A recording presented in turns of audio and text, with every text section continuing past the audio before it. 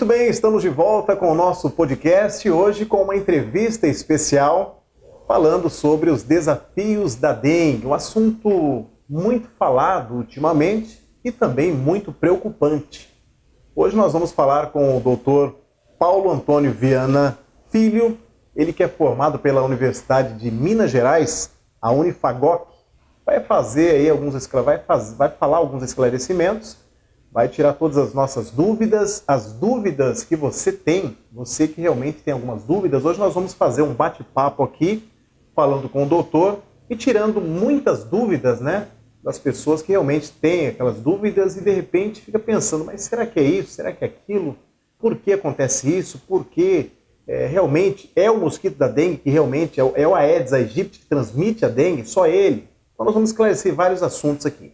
Então hoje no nosso podcast, batendo um papo com o Fernando Portolan, vamos falar com o Dr. Paulo, tirando estas e muitas outras dúvidas, esclarecendo. Acredito que nós vamos esclarecer muitos assuntos hoje relacionados à dengue, um assunto preocupante do momento, né, que nós estamos vivendo, e com certeza vai ser um bate-papo muito esclarecedor. Dr. Paulo, tudo bem? Tudo bem, Fernando. Atualmente, né, eu atuo aqui no município de Jandaia do Sul, né, na atenção básica e no pronto atendimento municipal, né. Vamos falar aqui um pouco sobre a dengue, né. Acredito que nós vamos aí tirar as dúvidas de muitas pessoas, né, que ainda tem dúvidas aí em relação à dengue, né? Por mais que é comentado, né, doutor, hoje a mídia, praticamente todos os dias é falado sobre a dengue, mas ainda tem muitas dúvidas, né? A população ainda tem muitas dúvidas, né, doutor? Com certeza. E o senhor, como está ali na linha de frente, o senhor pode falar com propriedade, realmente tirar muitas dúvidas, né? Isso, nós vamos tentar esclarecer todas as dúvidas aqui. Eu acredito que muitas pessoas ainda têm dúvidas, mesmo que nós estamos, né, falando, está tendo muito manejo, né? Muitas lives sobre a dengue, muitas palestras, né? Gera muita dúvida para a população. Nós vamos tentar resolver, solucionar todas as dúvidas aqui possível, né? Doutor, o Brasil, começando já na parte das perguntas, o Brasil hoje passa de 3 milhões de casos, né, da dengue. O Brasil hoje vive uma epidemia? O pessoal tem dúvida nisso. Nós vivemos hoje uma epidemia de dengue no Brasil? Então, Fernando, é o seguinte, cerca de 3,6 bilhões de pessoas, aproximadamente aí 55% da população mundial, elas têm o risco de contrair a dengue. Por quê? Essas pessoas, elas estão localizadas em 124 países. Esses 124 países, eles estão numa região considerada tropical, clima tropical. Principalmente onde tem o clima tropical. Isso, exatamente. Seria isso, né? Exatamente. E o Brasil, inclusive o Brasil, né, ele encontra-se nessa região de clima tropical, né? E os casos de dengue, Fernando, eles têm aumentado muito. Nós temos um dado de 2023, foram 1.094 óbitos no Brasil por dengue. A dengue ela persiste como um considerável desafio para o nosso Brasil, né, para o nosso país, né? Sim, com certeza. É um dos desafios que realmente persiste ao longo desses anos, né, doutor? Sim, com certeza. E é um desafio que ele tem que ser enfrentado, Fernando, tanto pelo poder público como com a população. Né? É um conjunto, né? Ali atuando juntamente, né? Conjuntamente, para tentar, né, acabar com esses focos, né? São praças, são ambientes públicos, praças, né? Tem aqueles pontos estratégicos também, né? Que, por exemplo, borracharia, né? Sucataria. Existem alguns pontos de focos, isso, né? Exatamente. E tanto o poder público, juntamente com a população, né, poder agir para tentar prevenir, né, a disseminação. Doutor, nós que estamos na comunicação, então a gente conversa com muitas pessoas, e eu tenho ouvido algumas pessoas falando e questionando sobre o seguinte: mas nós fizemos a nossa parte, nós cuidamos dos nossos quintais, por que avançou tanta dengue assim? Por que teve tantos casos crescentes dessa maneira no Brasil, não só no Brasil, mas também em outros países, mas por que teve essa crescente, parece que foi tão rápida? Então, Fernando, o que acontece? O que nós temos presenciado nos últimos anos? Uma mudança climática muito importante, né? A gente se fala aí de aquecimento global, né? Então, o que aconteceu? Teve uma mudança climática. Isso, né? Afetou bastante. Com certeza. E juntamente com a chuva. O que o mosquito gosta? Ele gosta de calor e água. Principalmente água parada. Exatamente. Então, nós presenciamos aí ultimamente aquelas ondas de calor, né? Então, isso contribuiu muito para essa disseminação, esse aumento nos casos, né? Então, assim, era falado, né, que nos estados mais frios, né, que não tem muitos casos de dengue. E isso nós presenciamos uma mudança, né? Justamente pela mudança climática, né? Como aumentou a temperatura e muitas chuvas, né? Um volume pluviométrico aí muito alto. Tudo isso é propício para os aumentos. Exatamente, isso aí. O combate ao Aedes aegypti, doutor, ainda é o caminho mais eficaz para poder realmente combater a dengue? Sim, é o caminho.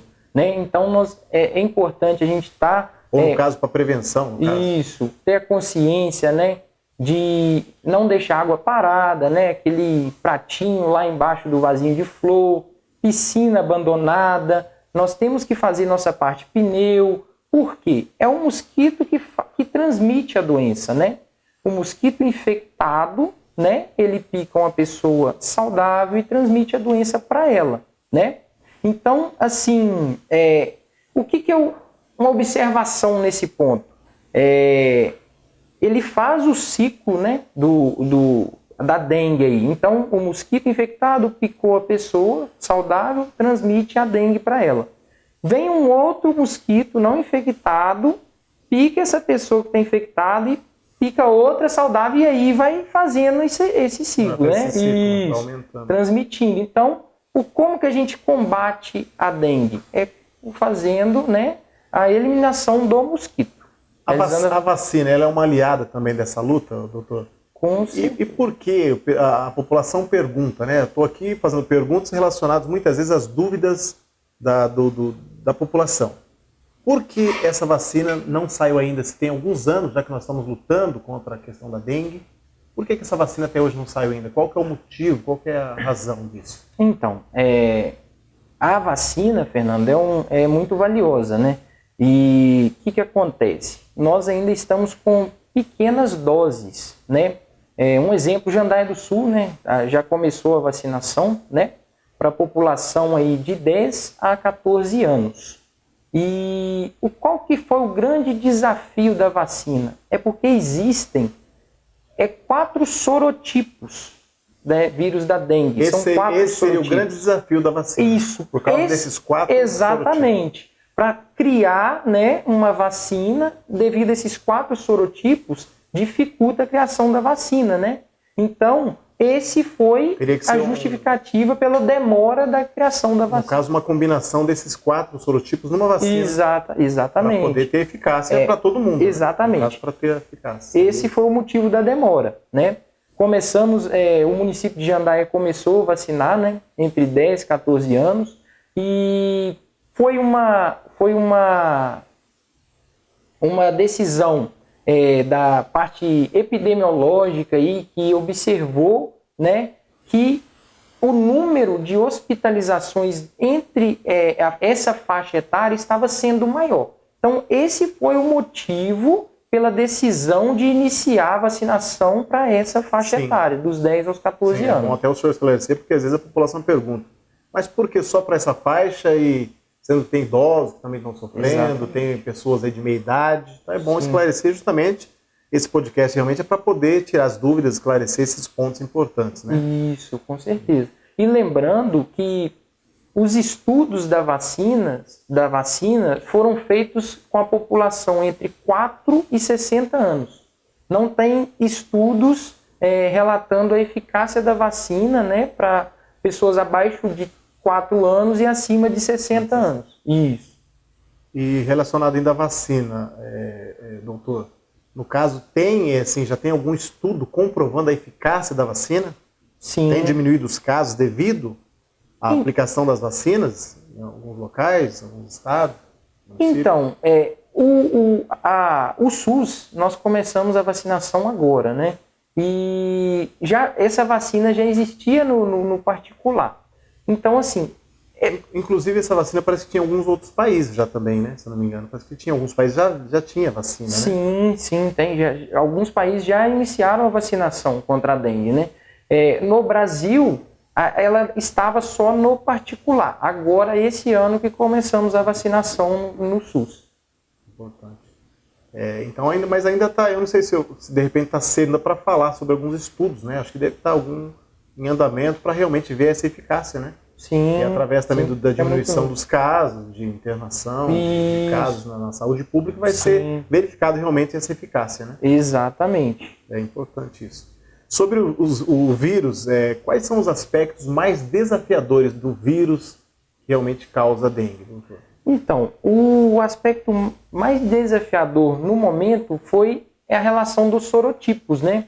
Então, assim, em relação à vacina, por ter esses 4 sorotipos, foi o maior desafio enfrentado, né? Igual nós comentamos que para ter uma vacina eficácia, né?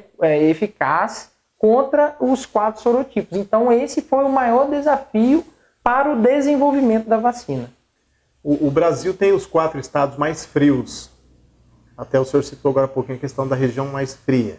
Esses estados realmente eles tiveram menos casos? Foi confirmado realmente que tiveram menos casos de dengue ou não. Isso não chegou a... Não, os estados do sul estão com um número elevado de casos de dengue. Também, né? Mesmo sendo frio, estão também com casos elevados. Isso. E justamente por causa da mudança climática, né?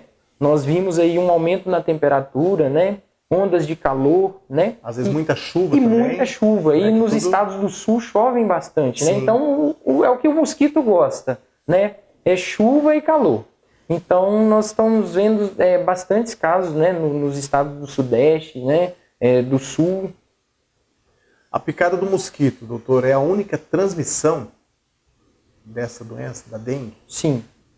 E por que? Uma outra pergunta englobada nessa mesma. Por que tão rápida essa transmissão?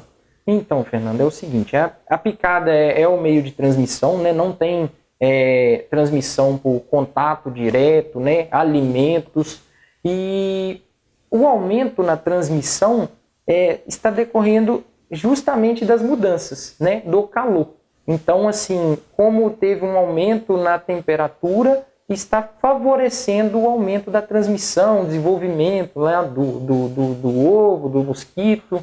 É esse o motivo do aumento do tempo, a diminuição do tempo. E essa questão também do mosquito picar uma pessoa infectada e já, de repente, passar para outra, né? Exato. O próprio mosquito pica uma pessoa que está infectada. Isso. Ele se contamina e pica outra pessoa. Outra pessoa que também vai ser contaminada. Exatamente. E só uma observação. Por esse motivo, é importante a pessoa que está com dengue usar o repelente. Isso às vezes é uma dúvida. Às vezes eu atendo um paciente com dengue, né, e falo, dou todas as orientações e ainda reforço em relação ao repelente. Por quê? Se ele usar o repelente, ele está prevenindo, né, que o mosquito se contamine, pique ele, né, e transmita para outra pessoa. Isso já é uma forma realmente de prevenção. Exatamente. Né? De não continuar passando, ou seja, aumentando os casos. Né? Isso. Doutor, no caso, qual o mosquito transmissor da dengue? Realmente é somente o Aedes aegypti? Isso. E tem essa dúvida, que às vezes outros pernilongos também poderiam picar uma pessoa infectada e passar para outra. Tem isso ou não? Existe essa possibilidade? Não, o mosquito transmissor da dengue é o Aedes aegypti. Né? Outro mosquito não transmite? Não. Mesmo que ele picar a pessoa infectada? Não.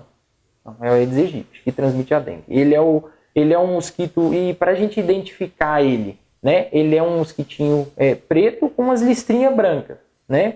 E também um ponto importante que ele é praticamente, na verdade a gente não escuta ele é inaudível. Ele não faz Inclusive já ouvi pessoas falando assim, mas eu nunca vi esse mosquito da dengue. Como que ele pica as pessoas? Como que ele me picou? Como que eu peguei dengue? Eu nunca vi esse mosquito.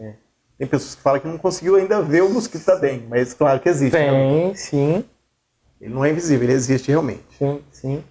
É somente, tem realmente essa dúvida, é somente a fêmea do mosquito que realmente transmite, que pica e transmite a dengue, doutor? Somente a fêmea? Sim, é a fêmea que transmite, né? A fêmea é infectada. E interessante que ela tem um hábito diurno. A fêmea, ela pica, né, durante o dia. É o seguinte, somente a fêmea transmite a dengue, né? A fêmea infectada. Ela tem um hábito diurno, então ela age durante o dia, né? E ela é interessante falar que ela tem um voo curto. Algumas literaturas falam que entre 200 e 300 metros. Então, um ponto interessante. Se a pessoa foi contaminada, ela pode ter certeza que esse foco está próximo de sua residência. Por esse motivo dela ter um voo curto. Então, isso faz a gente ter a certeza que o foco está ali próximo ao domicílio. E, doutor, como que a pessoa pode reconhecer esse mosquito, o Aedes aegypti? Então, é pelas características dele, né? Ele é um mosquito preto, né? Com listrinha branca, e ele ele não tem ruído. É assim que você identifica ele. Bem silencioso. Não é igual, por exemplo, o pernilongo. Chegou perto, já está... Existe algum horário específico que esse mosquito ele pica? Por exemplo, é só de manhã, ou pode ser o dia todo, ou só à noite? Qual que é o horário assim, mais específico? Existe algum horário específico? Então, a fêmea, né, que faz a transmissão, ela tem o hábito diurno, né? Isso, diurno. Alguns relatos que ela age mais no período da manhã e da tarde. E tem alguns relatos também dizendo que eles picam principalmente a parte baixa ali da perna. Exatamente. Isso realmente se confirma? Isso, é o local... Eu ouvi falar isso, que realmente ali próximo ali da canela, aquela região antes do joelho, um pouquinho ali que eles picam. Exatamente, nas pernas, né? É bom até a população saber disso, justamente para poder se precaver, usar mais calça comprida, né? Calçado fechado, né? Isso. Importante isso.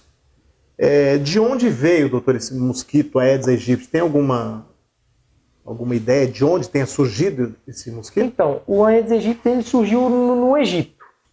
E no século XVI. E desde então ele foi se propagando e aí se concentrou na região, né? Porque o Egito está dentro ali da região tropical, do clima tropical, onde nós comentamos, né, anteriormente. Mas ele surgiu no Egito no século XVI. Quem pegou dengue, doutor, pode se contaminar novamente com dengue? Quem já pegou uma vez, ele pode? A pessoa que já pegou dengue, ele pode pegar dengue novamente? Sim. Então, são 4 tipos, né, de vírus. Né? O vírus 1, 2, 3 e 4. Então, assim, se a pessoa... lembrando que todos esses vírus podem causar doença grave. Então, assim, a pessoa que pegou o vírus 1, ela está imune a ele. Mas ela pode pegar os outros 3, o 2, o 3 e o 4, né? Então, são 4 tipos. Pegou um, ela fica imune. Isso que eu ia perguntar agora. No caso, a pessoa ela adquire alguma certa imunidade para aquele tipo que ela foi contraída? No caso, ela foi picada, como você falou, tem vários tipos. Vamos supor que ela pegou o tipo 1. Aquele tipo 1, ela ganha uma certa imunidade para esse tipo 1? Sim, ela fica imune. Isso. A pessoa que foi picada... Ela ganha uma certa resistência, seria? Sim, ela fica imune ao vírus. Ela não contrai mais. Ela fica imune ao vírus tipo 1. Aí, se ela pegar o tipo 2, ela fica imune ao vírus tipo 2. Então, uma pessoa pode pegar dengue 4 vezes. São 4 vírus. Por isso que eu estou perguntando, relacionado à dúvida da população, né? Que a população realmente tem essa dúvida. Mas eu já peguei dengue, peguei de novo, será que eu posso pegar? Será que eu não ganhei uma imunidade? Por que eu estou pegando? Porque tem os vários tipos, né? Os 4 tipos, que o senhor disse, e que realmente, se a pessoa pega o tipo 1, tem o tipo 2, tem o tipo 3 e o tipo 4 ainda, que a pessoa, de repente, ainda pode ser contaminada. Doutor, qual a diferença da dengue clássica e da dengue hemorrágica? Então, Fernando, nós classificamos, né, a dengue? Então, assim, nós temos uma classificação aí, que é a dengue tipo A, né, a tipo B, tipo C e D. Então, o que é a dengue tipo A, né? Nós vamos ter ali uma prova do laço negativa, né? Pacientes que não têm comorbidades e pacientes entre 2 anos e 65 anos, né? A dengue tipo B é um paciente que tem uma prova do laço positiva, né? São pacientes que têm comorbidades, né? E mais de 65 anos, menos de 2 anos. Temos a dengue tipo C, que são pacientes que apresentam sinais de alarme, né? E a dengue tipo D é aqueles pacientes já grave, né? Um paciente com sangramento importante, que aí entra a dengue hemorrágica. Isso, né? Um paciente que está evacuando sangue, né? Vômito com presença de sangue. Então, assim, e quais são esses sintomas, os sintomas clássicos da dengue? Né? Você tem febre, né? Dor no corpo, né? Que é a mialgia. O paciente pode ter náusea, vômito, né? Pode ter vertigem. O paciente... Então, esses são os sintomas clássicos. Dor articular, né? E tem os sinais de alarme. Quais são os sinais de alarme? São os sinais de alarme, assim, o paciente apresentou, ele tem que procurar, né, um atendimento, tá? Porque ele tem que ficar internado por no mínimo 24 a 48 horas, se apresentou esses sinais de alarme, para estar realizando um hemograma. Então, quais são os sinais de alarme? Importante para as pessoas ficarem atentas. Sangramento, né, de mucosa, sangramento nasal, gengiva, dor abdominal intensa, vômitos persistentes. Doutor, né? e por que tem essa evolução tão rápida? Nessa diferença da dengue clássica para a hemorrágica? Tem pessoas que às vezes a gente ouve falar assim, mas ele já estava com dengue hemorrágica, já está internado, a gente ouve falar alguns casos assim. Por que tem essa evolução tão rápida nos casos? Então, é o tipo da dengue ou é porque a pessoa às vezes não teve não sentiu o sintoma e foi agravando? Na verdade é o seguinte, a pessoa às vezes ela inicia com sintomas clássicos e evoluem com sintomas, com sinais de alarme, podendo evoluir para uma dengue tipo D, que é quando evolui com sangramento nas fezes, né? Choque, que a gente fala, hipotensão. Então, assim, não necessariamente ela já inicia com um quadro de dengue e já vai para um quadro grave. Ela tem uma evolução. Por isso é importante acompanhar o paciente, porque um paciente que é grupo A, ele é um paciente que é fora do risco, ele pode evoluir para grupo D. Pode evoluir também. Isso, exatamente. Doutor, e como nós podemos conscientizar a população que o desafio, o combate à dengue realmente é coletivo? É o seguinte, o que acontece, Fernando? É uma causa que todo mundo tem que abraçar, né? Então, assim, não adianta... É uma ação coletiva, né? Isso, uma ação coletiva. Não adianta, por exemplo, eu tenho um quintal em casa, eu vou lá e não deixo água parada... faço a limpeza do quintal, faço todas as medidas, né, de prevenção, se o meu vizinho não faz a parte dele. Fica todo mundo Exatamente, então tem que ser uma ação coletiva. Doutor, a população ela tem culpa nessa crescente de casos de dengue no Brasil? Então, Fernando, o que acontece? Né? Igual nós comentamos, a crescente causa de casos no Brasil está relacionada às alterações climáticas. Porém, também a população tem sim a parcela de culpa, né? Porque nós temos que fazer a nossa parte. Em relação à alteração climática, né, que nós observamos o aumento nas temperaturas, né, e aumento no volume de chuva. Só que a população também, né, tem que fazer a parte preventiva, né? A gente tem que trabalhar a prevenção. Então, esse é um dever, né, da população, né, de estar fazendo todas essas medidas preventivas. É um conjunto de ações, né? Exatamente. O setor público faz a sua parte, a população tem que vir também em contrapartida fazendo a sua parte para que todos saiam ganhando lá na frente. Isso. Né, doutor? Mais uma dúvida. A única dengue que realmente ela causa morte é a hemorrágica ou tem outros casos também que pode levar à morte? Então, o paciente ele evolui, né, com uma piora, ele pode evoluir com uma piora no quadro clínico. Então, mas para levar à morte, realmente ele chega na hemorrágica ou não chega? Ou tem casos que não chega na hemorrágica? Isso, ele chega na hemorrágica. Ele chega na hemorrágica. Por exemplo, né, o paciente, ele... igual eu comentei com você, o paciente às vezes ele inicia ali com um quadro clássico, né, de dor na cefaleia, né, dor no corpo, e pode ser que ele evolua, né, o período mais crítico aí que nós observamos os quadros de piora, ele está entre o 4º e 5º dia, né, de sintomas. Então esse paciente às vezes ele inicia com um quadro clássico e evolui com a piora. Aí ele evolui com desconforto respiratório, né? Ele evolui com a queda na pressão, então com confusão mental. Então, assim, ele tem uma piora naquele quadro clínico dele. A pessoa pegou dengue.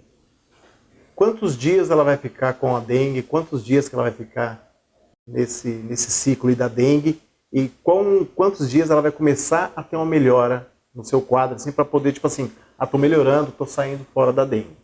Então, Fernando, o que nós temos observado nos pacientes, eu tenho observado?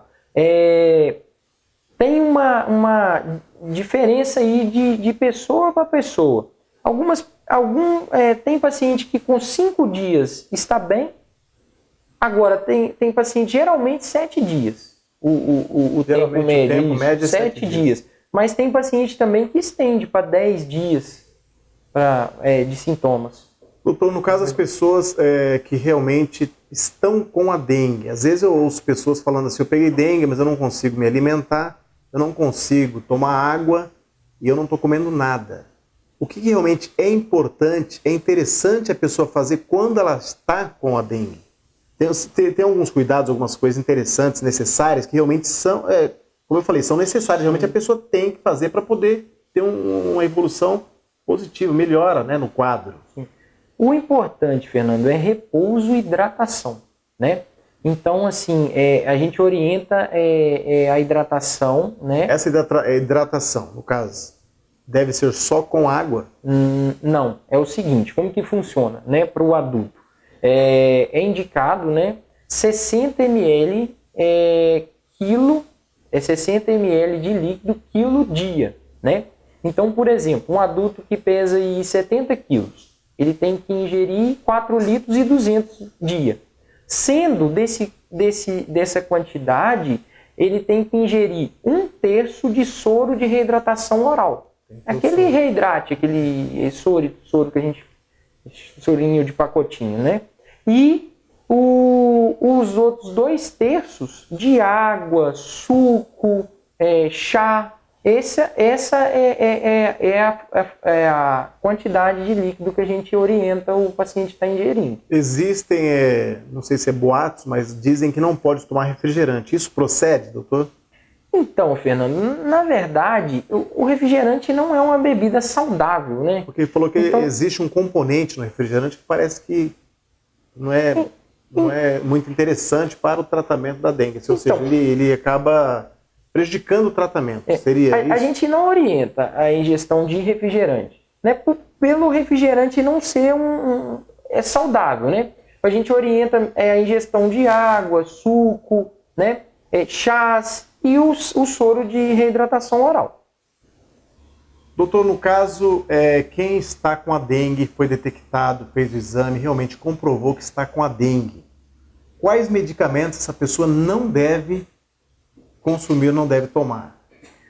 Então, Fernando, A pessoa que está com a dengue, ela não pode fazer o uso, né? É contraindicado o uso de anti-inflamatório, né? Anti-inflamatório, por exemplo... Você pode citar alguns? Porque às vezes a pessoa não tem conhecimento, às vezes não sabe. Então... Ibuprofeno, né? Diclofenaco, cetoprofeno, meloxicam. E também não pode fazer o uso dos corticoides, né? Os antibióticos.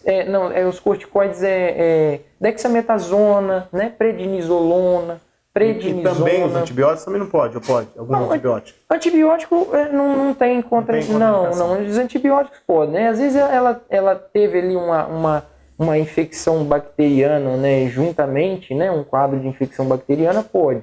Mas os anti-inflamatórios são contraindicados, corticoides, né? Geralmente ali aquele paciente com um quadro clássico de dengue, a gente vai orientar a fazer o uso de dipirona, né, paracetamol, são esses medicamentos. E bastante hidratação, né? Medicamentos sintomáticos, se a pessoa tiver náusea, né, a gente prescreve um medicamento para náusea. São esses os medicamentos.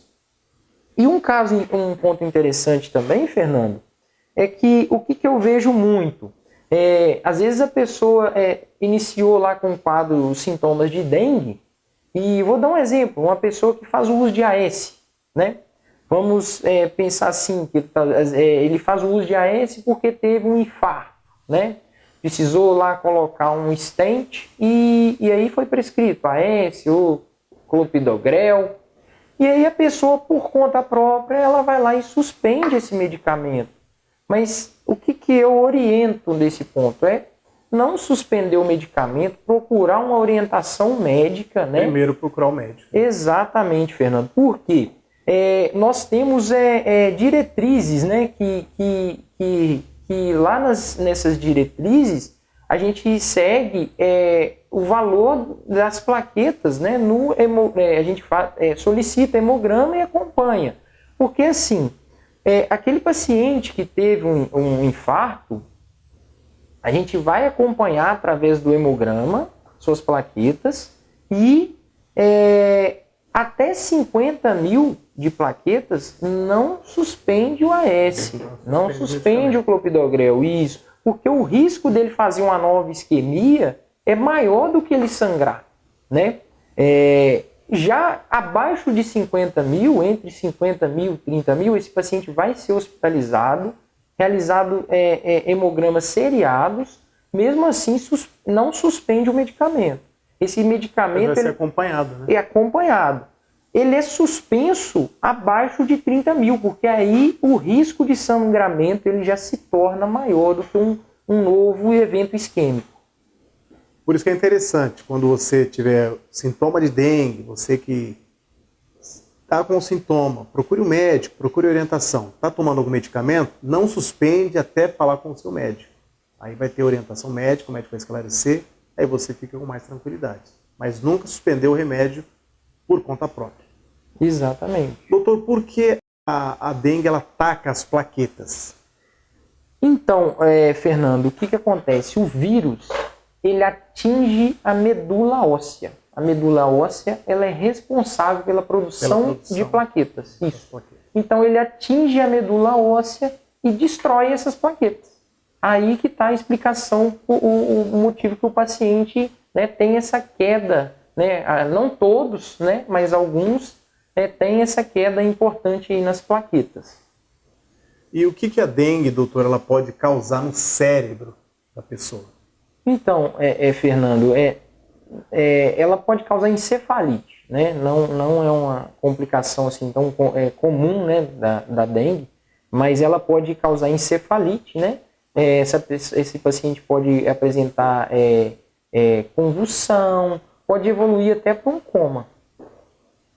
Doutor, tem alguns esclarecimentos a mais, de repente, que nós não abordamos durante esse momento, essa entrevista, esse podcast? Se o senhor quiser fazer alguma consideração nesse sentido, alguma coisa que de repente não foi falado, o senhor achar necessário, fique à vontade para as suas considerações. É o seguinte, né?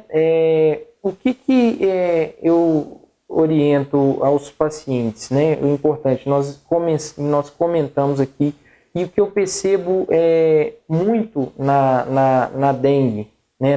O paciente inicia aí com quadro de dengue, febre, dor na cefaleia, né? Dor de cabeça, né? E às vezes, antes de procurar uma orientação, procurar um médico, eles já se automedicam. Então, isso é arriscado, né? O paciente chega com um quadro de dengue e relata: eu fiz o uso de ibuprofeno. Então, assim, iniciou com um quadro de dengue, procura o atendimento para esclarecer todas as dúvidas, né? Realizar a prescrição adequada para aquele quadro, né? Não suspender os medicamentos por conta própria, pedir uma orientação médica, né? Que o médico vai te orientar corretamente a conduta, o que deve ser feito. Doutor, uma pergunta onde surgiu o vírus da dengue? O mosquito, o senhor falou que surgiu lá no Egito. Isso. E o vírus da dengue, onde ele surgiu? Também no Egito. Também foi lá? No século XVI. Isso. No Egito. Doutor, agora a gente deixa para o senhor as considerações finais. A gente agradece a participação do senhor aqui no podcast, batendo um papo com o Fernando Portolã. Espero que nós temos esclarecido todas as dúvidas, né? E deixo as considerações finais para o senhor, de repente, fazer alguma colocação a mais, ou suas despedidas, se for o caso. É muito importante, Fernando, a gente trabalhar a prevenção, né? Porque a gente trabalhando a prevenção mais... o que a gente precisa? É a medicina preventiva, né? Porque depois que a gente não trabalha a prevenção da doença, fica muito... depois para trabalhar a parte de tratamento, né? Medicina curativa. Se torna mais caro, exatamente. mais complexa, né? Isso.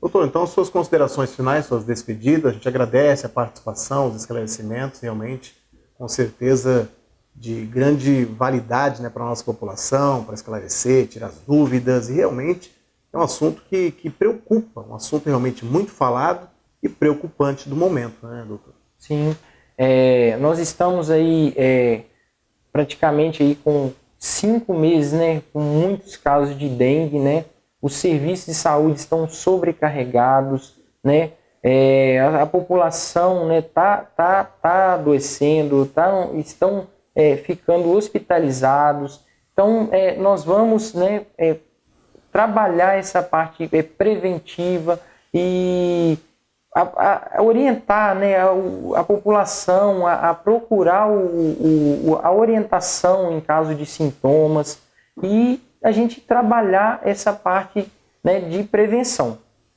Eu agradeço, né, qualquer dúvida, eu trabalho aqui no município de Jandaia, né, estou à disposição da população. Fazendo um resumo geral, por que teve essa crescente de casos de dengue no nosso Brasil, no nosso país, em outros países também, mas a gente falando especificamente do Brasil? Clima, muita chuva, né, doutor?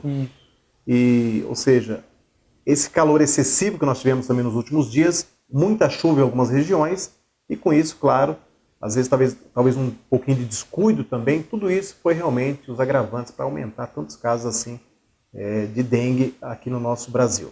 Eu deixo aqui minhas despedidas também, agradeço mais uma vez ao Dr. Paulo pelos esclarecimentos, pela participação, por ter aqui, como se diz, né, doado seu tempo para nós aqui, para realmente esclarecer, ajudar a esclarecer, realmente tirar todas as nossas dúvidas, as dúvidas da população.